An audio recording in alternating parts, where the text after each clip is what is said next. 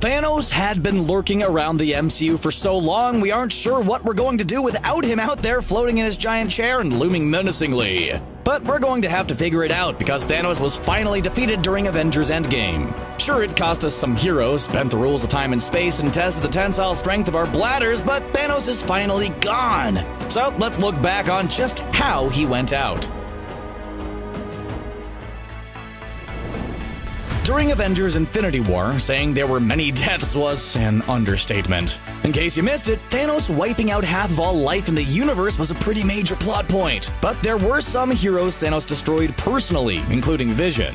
After begging his love Wanda Maximoff to kill him in order to destroy the Time Stone, Vision was brought back to life by Thanos only to be smashed into oblivion. Talk about overkill. So maybe it was poetic justice that we didn't just get to see Thanos die once, but twice during Avengers Endgame. Of course, we also had trouble picturing just how Thanos was going to be taken down. Even without the Infinity Gauntlet and Infinity Stones, he's still incredibly strong. He punched the Hulk back to Bruce Banner, for goodness sakes. How could our heroes expect to take him down with a fully charged up Infinity Gauntlet? Well, it turns out we weren't the only ones with this question. According to Endgame writers Christopher McFeely and Stephen Marcus, they also struggled to find out how our heroes were going to save the day. They spent weeks wondering how our heroes could destroy the most powerful being in the universe. Fortunately, they got some help from executive producer Trin Tran, who uttered a question that would solve this massive Marvel movie dilemma. Can we just kill him? Genius! So the writers decided to have our heroes do just that at the beginning of the movie.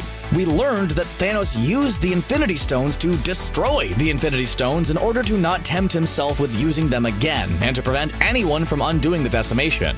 It also drove home the point that Thanos was completely finished with his life's work after causing the decimation. He didn't even put up a fight against our heroes because he had no reason to.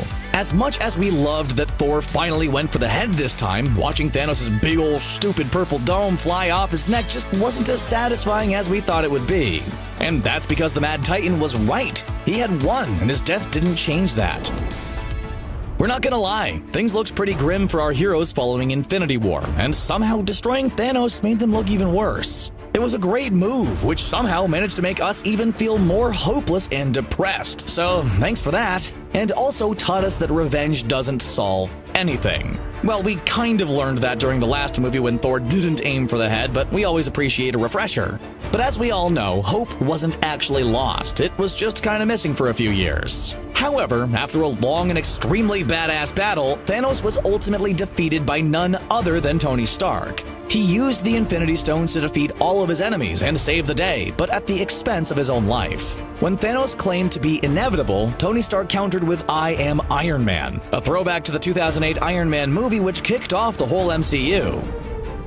But was Thanos really destroyed? Did the mightiest hero the MCU has ever known simply fade to dust and blow away in the wind? It certainly seems like it, and the rest of the movie seems to drive home the point that he's gone for good. After all, some of the greatest heroes in the entire universe were completely stumped on how to undo the decimation the first time it happened. It was only thanks to the true greatest hero, the rat that let Scott Lang out of the quantum realm, that our heroes even had a 1 in 14 million chance of succeeding. Someone would have to figure out all of this, go through time and space to collect the Infinity Stones, forge an Infinity Gauntlet, and probably sacrifice themselves to pull it off. Not only is all of that practically impossible, but who would go through all of that for Thanos? As far as we know, all of his allies are gone along with him. Instead of wishing for Thanos to be destroyed, Tony could have wished for him to become trapped in the Soul World located inside the Soul Stone. In the comic books, the Silver Surfer gets trapped in the Soul Gem and is ultimately released by Adam Warlock.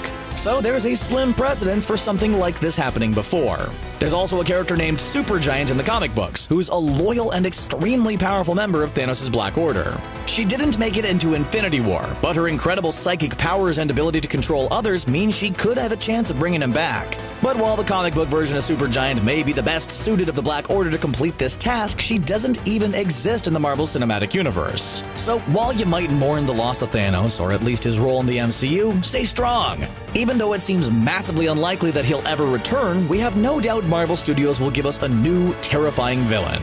There are tons of candidates in the comic books from Galactus to Annihilus, all of which could put the entire world in dire peril, just like Thanos used to. Now we can start scrutinizing every moment of Spider-Man Far From Home, looking for clues about the next big Marvel villain. Well, we're going to do that anyway, to be honest, but now we'll be looking even more closely. What do you think about the way we said goodbye to the Mad Titan? Do you think it was a fitting farewell, or would you have preferred things to go down differently? Share your thoughts with us in the comment section below, and then click subscribe for more great videos from CBR. We'll see you next time, Marvel fans.